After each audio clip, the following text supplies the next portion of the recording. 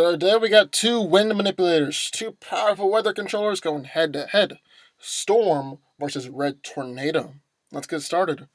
Aurora Monroe possesses the mutant power to manipulate the elemental forces that preside over the weather, in addition to other atmospheric phenomena.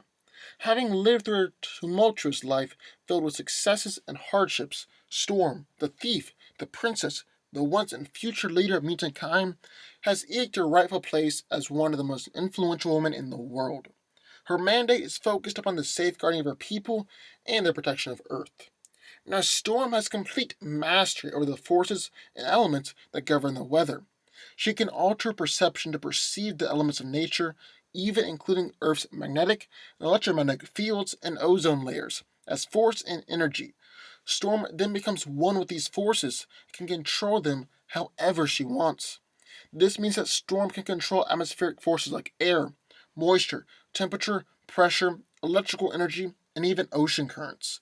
She has summoned powerful blizzards, thunderstorms, monsoons, tornadoes, hail, and hurricanes before, and she's also used her powers to disperse natural storms in order to create clear weather. She has an incredible range for her powers, as she can create storms on a planetary level, or she has such control that she can manipulate air and electrical forces inside a person's body. Storm can also channel these elemental forces through her own body, and has projected lightning, wind, thermal energy, and moisture from her hands before. Her control over air also gives her the ability to fly. Because Storm is so attuned to the planet, she can sense changes in the atmosphere or pressure, and has been able to sense something as small as a snowball flying towards her, or something like the blackbird flying thousands of miles away. Now, since Storm's powers are tied to her emotions, she must keep a tight rein on her feelings in order to avoid any accidental weather changes. Interestingly, Storm's powers adapt to her environment. Like when she was in space, she was able to manipulate the energy of stars and the solar wind. And then in the other corner of Red Tornado, an android created by the supervillain T.O. Morrow to infiltrate the Justice Society of America, the android has since become a noble superhero and member of the Justice League. Now, Red Tornado is actually an air elemental, but he's just housed in an android shell. He can channel air and wind forces through his arms and legs in order to produce bursts of cyclone force winds. He can even create winds powerful enough to level huge skyscrapers in just seconds and trap Supergirl to where she couldn't escape. He can also use these winds to deflect objects and create force fields, even being able to block Superman's heat vision. But not only that, but Red Tornado can also use his powers to allow him to fly at incredibly high speeds, and he can actually absorb air as well. There have even been a few times where Red Tornado has spun so fast and moved so quickly that he actually managed to become invisible to the human eye. He's also super strong and very durable, as Red Tornado has been able to survive under the crushing pressure on the bottom of the ocean and take missiles straight on and come out unfazed. Because of his android body, he is resistant to really any mental powers that have a biological basis, but he can be affected by other telepathic abilities. So who wins? Well, let's break it down. Now, both of these heroes have elemental powers and are great at manipulating the weather, but they're also different enough to where this is an interesting fight.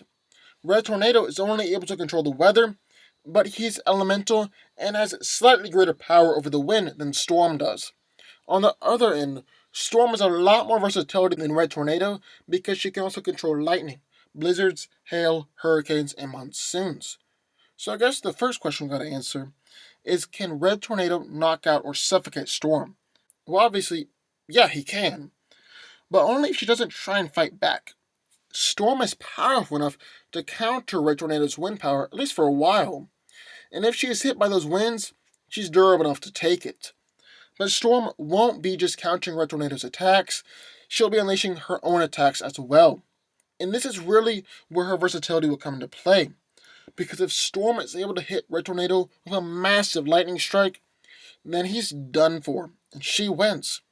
Then he's also an android who I'd imagine has some electrical components that Storm can manipulate and take him out that way. So since they can both take each other out, I guess the real question is, who strikes first? Which one of these two is faster on the draw? Well, nothing I've really seen would suggest either Storm or Red Tornado is faster than the other, So which attack is quicker? Well, I think we all know that lightning is much faster than wind, and so Storm will be able to unleash attacks first.